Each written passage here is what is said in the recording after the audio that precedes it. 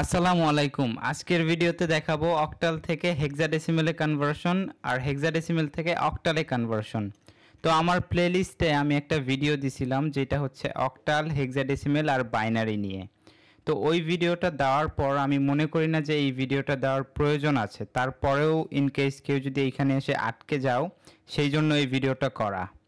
তো তোমাদেরকে যদি বলা হয় যে অক্টাল থেকে হেক্সাডেসিমেলে যাও অথবা হেক্সাডেসিমেল থেকে অক্টালে আসো, তো কারো কারো অ্যান্সার হবে যে আচ্ছা ঠিক আছে, আমরা কি করব, আমরা সোজাসুজি ডেসিমেলে চলে আসব। এখন যেটাতেই থাক, অক্টাল বা হেক্সাডেসিমেল। তো ডেসিমেলে আসার পর তারপর আমরা হেক্সাডেসিমেল বা অক্টালে যাব। এই অ্যাপ্রোচ যে ভুল তা না, একদম রাইট। কিন্তু আমাদের কাছে এর চেয়ে একটা বেটার অ্যাপ্রোচ আছে, আর যেটা হচ্ছে বাইনারিতে আসা। এটা কিন্তু একদমই সহজ। আগের ভিডিওটা যারা দেখছো তারা জানো যে অক্টাল বা হেক্সাডেসিমেল থেকে বাইনারিতে আসা কতটা সোজা।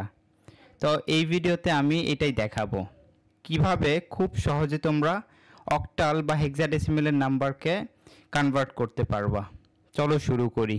দেখো, এইখানে আমি একটা অক্টালের নাম্বার লিখছি।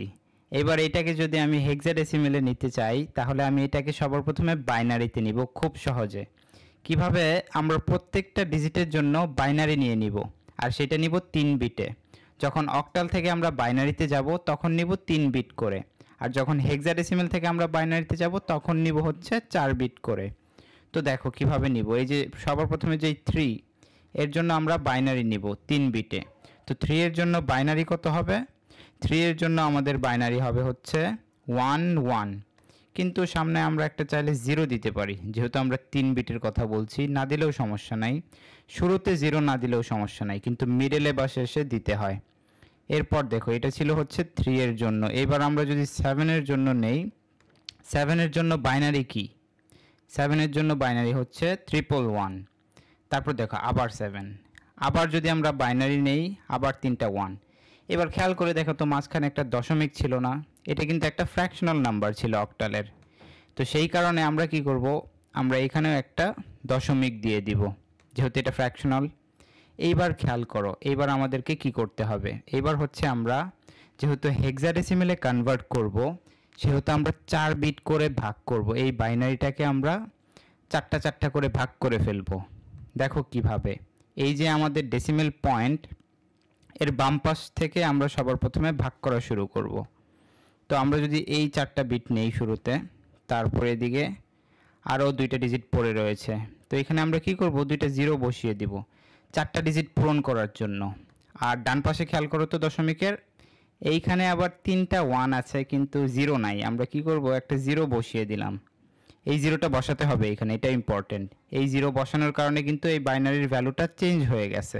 আচ্ছা দেখো, এইবারে এই বাইনারিগুলোর জন্য আমরা কি করব, হেক্সাডেসিমেলের ডিজিটগুলো লিখে ফেলবো। তো সবার প্রথমে এই যে এইখান থেকে শুরু করি, 1110। এই বাইনারির জন্য হেক্সাডেসিমেলের ডিজিটটা কি হবে দেখো তো, আমরা একটু ক্যালকুলেট করি। এই যে উপরে দেখো যে আমি একটা বেজ লিখে রাখছি, বাইনারির একটা বেজ। এটা থেকে আমরা আমাদের হেক্সাডেসিমেলের জন্য বাইনারিটা ক্যালকুলেট করে ফেলবো। তো কিভাবে দেখো, এই যে এখানে 3টা 1 আর একটা 0, এর মানে কি? এই যে এটা হচ্ছে আমাদের সেই 0, তারপরে এটা 1, এটা 1, এইটা 1। এবার এই 3টা ডিজিট যদি আমরা যোগ করি, তাহলে আমরা এখানে পাবো হচ্ছে কত? আমরা পাবো 14। তো এই 14 মানে কিন্তু হেক্সাডেসিমেলে ই লিখে থাকি আমরা। এই 14 মানে হচ্ছে ই। তো এইভাবে আমরা ওই বেজের মাধ্যমে বাইনারি থেকে অন্য অন্য বেজ সিস্টেমে যাব, আবার অন্য বেজ সিস্টেম থেকে আমরা বাইনারি ক্যালকুলেট করব। এটা আমাদের শিখতে হবে, এটা খুবই কাজে দেয়। আচ্ছা, এরপর দেখো এটা কত, এই যে এইটা হচ্ছে আমাদের এফ। হেক্সাডেসিমেলের জন্য এটা এফ মানে হচ্ছে 15। কিন্তু আমরা এখানে এভাবে ডিজিট দিয়ে লিখবো না, এখানে আমরা এফ লিখে দিব। এফ মাস্ট লিখতে হবে, ডিজিট লিখো বা না লিখো, অ্যালফাবেটগুলো কিন্তু লিখতে হবে। এরপর দেখো এই পাশে এটা কি, এটা 1, এটা হচ্ছে জাস্ট 1। তো লিখে ফেললাম। এইবার খেয়াল করে দেখো যে মাঝখানে একটা ডেসিমেল পয়েন্ট ছিল, তো সেটা আমাদেরকে দিয়ে দিতে হবে 1f।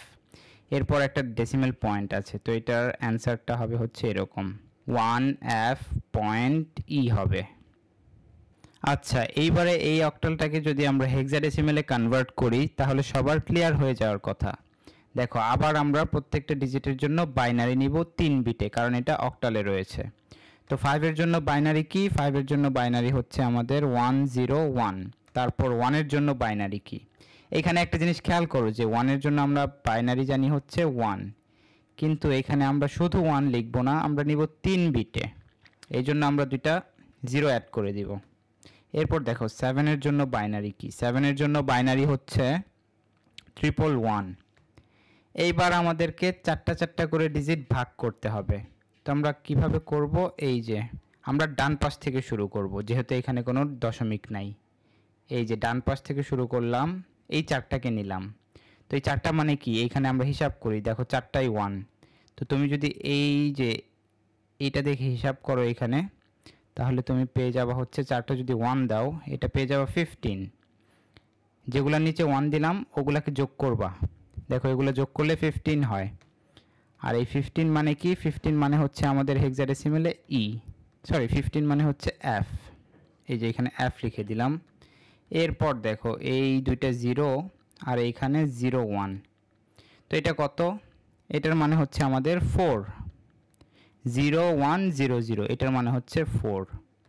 তারপরে এইখানে একটা সিঙ্গেল 1 আছে, তো এখানে আমরা 0 অ্যাড করে দিতে পারি দুইটা, 3 বিট তৈরি করার জন্য, মানে 4 বিট তৈরি করার জন্য আমরা এখানে 3টা 0 অ্যাড করে দিতে পারি।